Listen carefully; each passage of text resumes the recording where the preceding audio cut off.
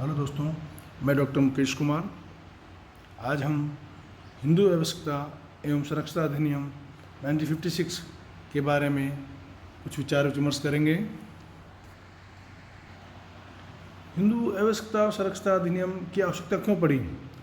क्योंकि सामान्यतः संरक्षक विधि के अंतर्गत ये बताया गया है कि एक अवयस्क व्यक्ति जो होता है उसके द्वारा अपने शरीर और संपत्ति का पूर्ण रूप से या उचित देखभाल नहीं की जा सकती, क्योंकि उनका बौद्धिक स्तर जो है अपरिपक्व होता है।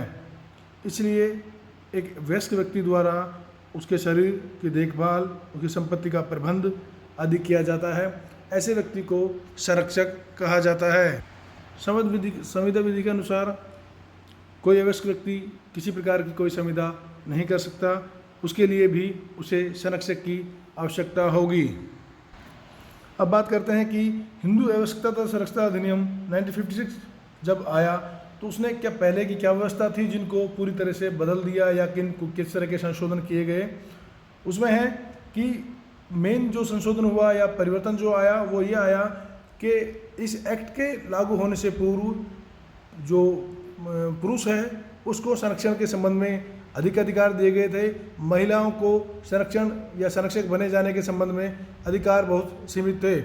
इसका एक एग्जाम्पल लें कि एक्ट के लागू होने से पहले ये व्यवस्था थी कि अगर पति पत्नी में से कोई भी पति जो पक्षकार जो है वो अपने जीवन काल में अगर वसीयत के माध्यम से अपने बच्चों का, अवयस्क बच्चों का संरक्षक नियुक्त कर देता है और उसके उपरांत उसकी मृत्यु हो जाती है, तो ऐसी स्थिति में माता के जीवित रहते हुए भी पिता के द्वारा वसीयत के माध्यम से नियुक्त किया गया संरक्षक ही मान्य होता था। किंतु इस अधिनियम के लागू हो जाने के उपरांत यह नियम बन गया है कि अगर पिता के द्वारा अपने जीवन काल में वसीयत संरक्षक की नियुक्ति कर दी जाती है और उसकी मृत्यु हो जाती है और अगर माता जीवित है तो माता उन जो अवयस्क संतानों की संरक्षक मानी जाएगी, ना कि पिता के द्वारा वसीयत के माध्यम से नियुक्त किया गया वसीयत संरक्षक। पूर्व विधि में था कि जो अवयस्क संतान है उसके माता पिता चाहे धर्म परिवर्तन कर लें, उसके उपरांत भी उनके जो अभिरक्षा का जो अधिकार है, संरक्षक बने रहने का जो अधिकार है वो कंटिन्यू रहता है। किंतु वर्तमान विधि में कर दिया गया है कि अगर संरक्षक द्वारा धर्म परिवर्तन कर लिया गया है, अपने धर्म में परिवर्तन कर लिया गया है, दूसरा धर्म ग्रहण कर लिया गया है, तो संरक्षण का अधिकार उनका समाप्त हो जाता है। इसके अतिरिक्त एक जो चेंज आया वो ये आया कि जो नेचुरल गार्जियन है, प्राकृतिक संरक्षक जो हैं, उसको अवयस्क की संपत्ति के संबंध में पहले असीम शक्तियां प्राप्त थी। वो उस संपत्ति मतलब उस जो अवयस्क व्यक्ति की जो संपत्ति है उसके संबंध में किसी भी प्रकार का कोई भी निर्णय ले सकता था। किंतु इस अधिनियम के पारित होने के उपरांत प्राकृतिक संरक्षक के अधिकारों को बहुत ही सीमित कर दिया गया है। इस प्रकार हिंदू व्यवस्था संरक्षता अधिनियम जब लागू हुआ उसके बाद बहुत सारे मूल परिवर्तन जो है इस अधिनियम के द्वारा कर दिए गए हैं जो पूर्णतः अवयस्क व्यक्ति के पक्ष में हैं। अवयस्क कौन है? जो 18 वर्ष से कम आयु का है वो व्यक्ति अवयस्क माना जाएगा। उसके बाद आता है कि संरक्षक कौन है या कौन संरक्षक के अंतर्गत कौन आता है। तो विधि के जो हमारा अधिनियम है उसकी धारा 4 में स्पष्ट तौर पर बताया गया है कि संरक्षक कौन है। संरक्षक से तात्पर्य है हिंदू विधि में उन व्यक्तियों से है जो दूसरों के शरीर या शरीर और संपत्ति दोनों की देखभाल का दायित्व रखते हैं। संरक्षक अधिनियम तथा वार्ड अधिनियम के अंतर्गत भी संरक्षक की परिभाषा इसी अर्थ में दी गई है। वर्तमान अधिनियम की धारा 4 के अंतर्गत संरक्षक की परिभाषा इस प्रकार दी गई है कि संरक्षक से तात्पर्य उस व्यक्ति से है जो अवयस्क के शरीर की या उसकी संपत्ति की या उसके शरीर और संपत्ति दोनों की देखभाल करता है। अब बात करेंगे हम संरक्षक के प्रकार, संरक्षक के टाइप्स क्या हैं, क्योंकि कौन कौन व्यक्ति या किस प्रकार के संरक्षक हो सकते हैं। धारा 4 के अंतर्गत कुछ प्रकार बताए गए हैं। उनमें से पहला है नरसंगिक संरक्षक। नेचुरल गार्जियन जो है या प्राकृतिक संरक्षक जो हैं वो कौन होंगे? जो उनके प्राकृतिक रूप से जन्मदाता माता और पिता है वो नेचुरल गार्जियन होंगे, नरसंगिक संरक्षक होंगे। नर्सिंग माता पिता के संबंध में जन्म देने वाला जो माता पिता है वो प्राकृतिक संरक्षक होगी, किंतु जैसे दत्तक ग्रहण की हम बात करें कि दत्तक ग्रहण में जो संतान या पुत्र या पुत्री दूसरे परिवार में, दत्तक ग्रहीता परिवार में चले जाते हैं तो उनके प्राकृतिक माता पिता कौन होंगे, इस संबंध में अधिनियम की धारा 7 में स्पष्ट प्रावधान किए गए हैं कि दत्तक में अगर पुत्र पुत्री का दत्तक ग्रहण किया गया है तो प्राकृतिक परिवार से जो है वो दत्तक ग्रहीता परिवार में चला जाता है। ऐसी स्थिति में विधि अनुसार जो दत्तक ग्रहीता पिता और माता है वही उस दत्तक संतान के नैसर्गिक माता पिता या प्राकृतिक माता पिता माने जाएंगे।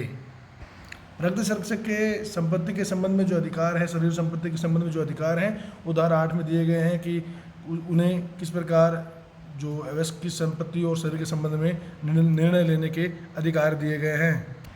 उसके बाद आता है दूसरे नंबर पे पिता या माता के इच्छा पत्र द्वारा नियुक्त संरक्षक, जिसे वशज संरक्षक कहा जाता है। वशज संरक्षक कौन हो गया, जिसको जो अवयस्क के प्राकृतिक माता पिता हैं, नैसर्गिक माता पिता हैं, वो अपनी वशद के माध्यम से नियुक्त करते हैं कि हमारी मृत्यु के उपरांत फला व्यक्ति जो अवयस्क का संतान का संरक्षक होगा। ऐसे संरक्षक इच्छा पत्र के माध्यम से नियुक्त किए जाते हैं और जब इच्छा पत्र के द्वारा माता पिता जो नियुक्त कर रहे हैं उनकी मृत्यु होने के उपरांत ही वशज संरक्षक क्रियाशील होगा, उससे पहले नहीं। वशज संरक्षक के जो अधिकार हैं उनके संबंध में है कि प्राकृतिक संरक्षक की मृत्यु के बाद वशज संरक्षक को अवयस्क का संरक्षक बनने का अधिकार प्राप्त होता है। उसे प्राकृतिक संरक्षक के समस्त अधिकार एवं शक्तियां प्राप्त हो जाती हैं जिनको वह उस सीमा तक तथा उन नियंत्रणों के साथ प्रयुक्त करता है जो इच्छा पत्र में या अधिनियम में दिए गए हैं। अर्थात इच्छा पत्र में जो एक कोई सीमा निर्धारित की गई है तो उस सीमा के अंतर्गत और जो इस अधिनियम में कुछ प्रावधान किए गए हैं उनके अंतर्गत रहते हुए वो अपने अधिकार शक्ति का प्रयोग कर सकता है। इस प्रकार वशज संरक्षक के अधिकार इच्छा पत्र की सीमाओं से नियंत्रित होने के कारण उस क्षेत्र में भी प्राकृतिक संरक्षक से भिन्न है। यदि वशज संरक्षक किसी अवयस्क बालिका के लिए नियुक्त किया गया है तो उसका अधिकार बालिका के विवाह होने पर समाप्त हो जाएगा। अर्थात जो बालिका है, अवयस्क बालिका है, उसका संरक्षक अगर वशज नियुक्त किया गया है तो विवाह होने तक ही वशज संरक्षक संरक्षक रहेगा। उसके उपरांत उसका पति जो है वो उसका संरक्षण प्राप्त कर लेता है। संरक्षक तथा प्रतिपाल्य अधिनियम जो है 1890 का, उसकी धारा 39 में वशज संरक्षक को न्यायालय द्वारा हटाए जाने के संबंध में प्रावधान है कि वशज संरक्षक को न्यायालय द्वारा हटाया जा सकता है। उसको हटाए जाने के लिए कुछ बिंदु दिए गए हैं कि किन आधारों पर उनको हटाया जा सकता है। उसमें से कुछ है कि अगर वो न्याय का दुरुपयोग करता है, कर्तव्यों का पालन करने में असफल रहता है, या जो उसको ड्यूटीज़ है कि एज ए संरक्षक वो उनका पालन करने के में अयोग्य है, या चारित्रिक दोष के कारण अपराध से दंडित हो गया है, या अवयस्क बच्चे के हितों पर विपरीत प्रभाव डाल रहा है, या दिवालिया हो गया है। इन परिस्थितियों में न्यायालय द्वारा वशज संरक्षक को हटाया जा सकता है। तीसरा है न्यायालय द्वारा नियुक्त या घोषित संरक्षक।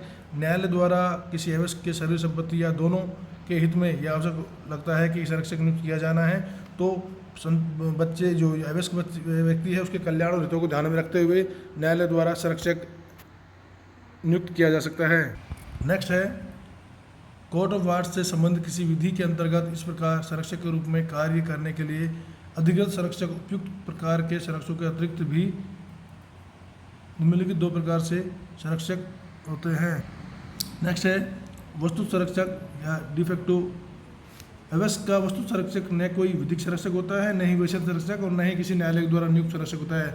वह इस प्रकार का व्यक्ति होता है जिसने स्वयं अवयस्क की संपदा तथा अन्य मामलों में देखभाल का प्रबंध अपने हाथ में ले लिया हो और प्राकृतिक संरक्षक के तौर पर आचरण करता हो, उसे वस्तु संरक्षक कहा जाएगा। इस अधिनियम में धारा 4 में जो परिभाषा दी गई है उसमें वस्तु संरक्षक को कोई स्थान नहीं दिया गया है। उसके बाद है तथा संरक्षक एडॉक जो होता है। एडॉक का मतलब होता है एक विशेष उद्देश्य के लिए, अर्थात किसी विशेष उद्देश्य के लिए किसी व्यक्ति को संरक्षक बनाया जाता है होता है तो वो एडॉक या तदर्थ संरक्षक कहलाता है। ऐसे संरक्षक के द्वारा संपत्ति का अंतरण अगर किया जाता है तो वो अंतरण शून्य माना जाएगा। वर्तमान अधिनियम के अंतर्गत एडॉक संरक्षक को कोई स्थान नहीं दिया गया है। अब आता है कि संरक्षक की होने की अयोग्यता, अर्थात धारा 6 में, इस अधिनियम की धारा 6 में बताया गया है कि किन किन अवस्थाओं में संरक्षक जो है वो अपने अधिकार खो देता है या समाप्त हो जाते हैं। जिससे पहला है धर्म परिवर्तन से उत्पन्न अयोग्यता। अगर किसी संरक्षक ने अपना धर्म परिवर्तन कर लिया है और धर्म परिवर्तन करके दूसरा धर्म ग्रहण कर लिया है, ऐसी स्थिति में उसे अवयस्क के जो संरक्षक का जो अधिकार है वो उसका समाप्त हो जाएगा। दूसरा है नागरिक सिविल मृत्यु। सिविल मृत्यु का मतलब है कि कोई भी व्यक्ति जिसने पूर्णतः अंतिम रूप से संसार त्याग दिया है, सन्यासी हो चुका है, तो वह अवयस्क का प्राकृतिक संरक्षक रहने का अधिकारी नहीं होगा। तीसरा है अवस्था से उत्पन्न अयोग्यता। इसी अधिनियम की धारा 10 में यह वर्णन किया गया है कि कोई अवयस्क किसी अवयस्क की संपत्ति के संबंध में संरक्षक बनने योग्य नहीं होता है। नेक्स्ट है जब संरक्षकता अवयस्क के कल्याण के लिए नहीं हो। इस अधिनियम की धारा 13 में कहा गया है स्पष्ट तौर पर कि जो संरक्षण है वह अवयस्क के कल्याण को सर्वोपरिता देता है, अर्थात कि जो संरक्षक है वो अगर अवयस्क के कल्याण के लिए कार्य नहीं कर रहा है तो ऐसी स्थिति में उसे संरक्षक बने रहने का कोई भी अधिकार नहीं होगा। इस प्रकार आज हमने जाना कि संरक्षक कितने प्रकार के होते हैं और कब व्यक्ति संरक्षक के अपने अधिकार है उसे वंचित किया जा सकता है। धन्यवाद।